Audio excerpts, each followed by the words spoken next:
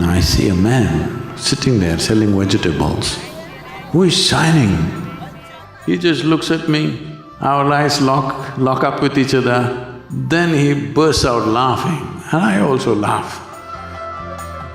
Then he's telling me his story. This is one thing that human beings have not come to terms with. If you become conscious of this, all the tremendous possibilities of being alive will become yours.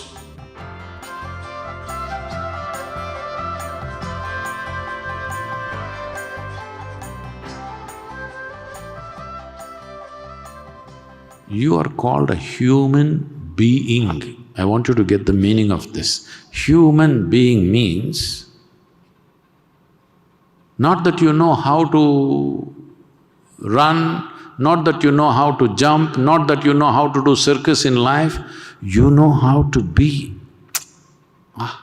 Human being means you know how to be. That's one thing you don't know, unfortunately, right now. Now, if you have to be, we have to come down to a few fundamentals. Are you mortal or immortal? No, look at it and tell me. Are you mortal or immortal? Genuinely tell me. Oh, that means you're saying you'll die one day. It's okay? It's okay, you will die one day? I'll bless you with a long life, but you will die anyway with the blessing. Because this is the nature of life, it has to die, isn't it? And how glad I am that you will die. Because if you lived forever, it would be a lot of trouble, isn't it? With a brief amount of time, what a mess we're making. Suppose you would not die, oof, total mess, isn't it? It's good to die. Hello? Is it good to die? At an appropriate time, not today. At an appropriate time, is it good for all of us to die? I want you to understand this. This is one thing that human beings have not come to terms with. If they just learn to handle their mortality gracefully, life opens up in tremendous ways. Right now, yes, Sadhguru, but my horoscope says I will live till 90. Your horoscope may say whatever, even the man who wrote your horoscope could have died before his horoscope said so. The only reason you behave reasonably sensibly is because you're mortal.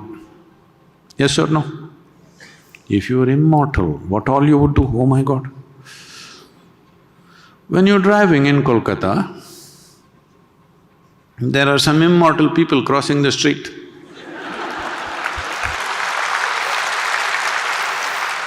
You've seen them, right? Immortal they are. If an automobile touches them, there is an enormous amount of pain involved and there could be death. In spite of that, many people are going about the way they're going. Just imagine if you made that person immortal, the level of atrocity that would happen in this world. So the only reason why a lot of people are behaving reasonably sensibly is because of mortality. Have you seen some friend, or maybe it's just you, going on totally wantonly, suddenly your doctor told you, it looks like your kidney or your heart going down, maybe you have… if you don't correct this, maybe in 6 months you will die. Suddenly did you see how disciplined they became? They got up in the morning, did their yoga, ate right, did everything right. Have you seen these people? Entire life transformed, simply because they were reminded of mortality. I must tell you, this happened many years ago. I'm in Bangalore city. I like to go to vegetable markets. If I'm driving across somewhere, I see a vegetable shandy going on, a weekly shandy, I will stop and I will walk through, I will bargain everything from chicken to eggs to vegetables to that crazy root which will make you invisible, everything. I just like to interact. But anyway, I'm not going to buy vegetables or chicken. I bargain with all of them, then give them some money and go away, because for the time that I took, simply bargaining, not buying anything, because I have no place to buy and take it. So like this, one day I'm in the vegetable market in Bangalore city.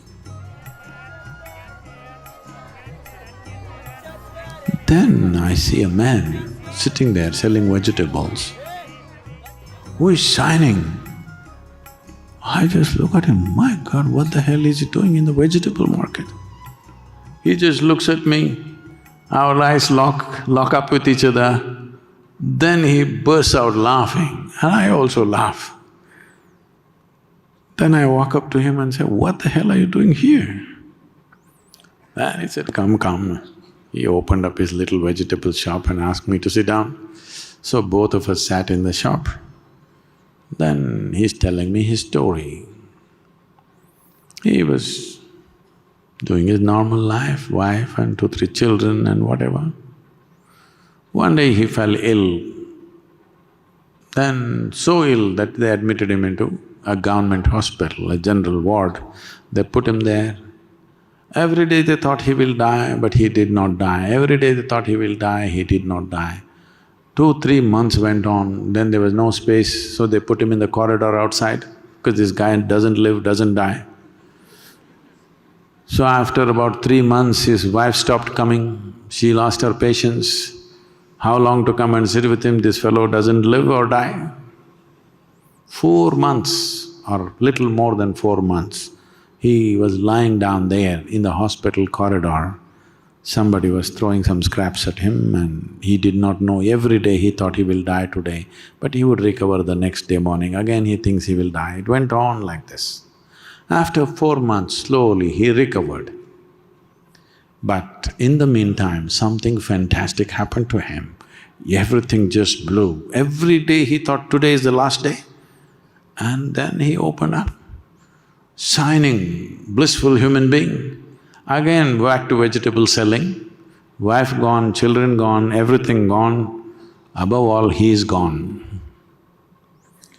Just staying in contact with mortality for 4 months did this to him. This is important. You must stay in touch with the mortal nature of who you are. This looks like a bizarre thing, oh, why is he talking about death, we want to live. What you don't understand is, I can say right now that you're living, or I can also say you're dying. You're actually dying. One day the process will be complete. Yes or no? Hello? They're just 2 words for the same thing, isn't it? Right now we're dying slowly. One day it'll be complete. Today it's on. Is it on or no? Today the death is on or no? It is on. So what you call as life and what you call as death are not 2 separate things. It is one thing happening. If you become conscious of this, all the tremendous possibilities of being alive will become yours.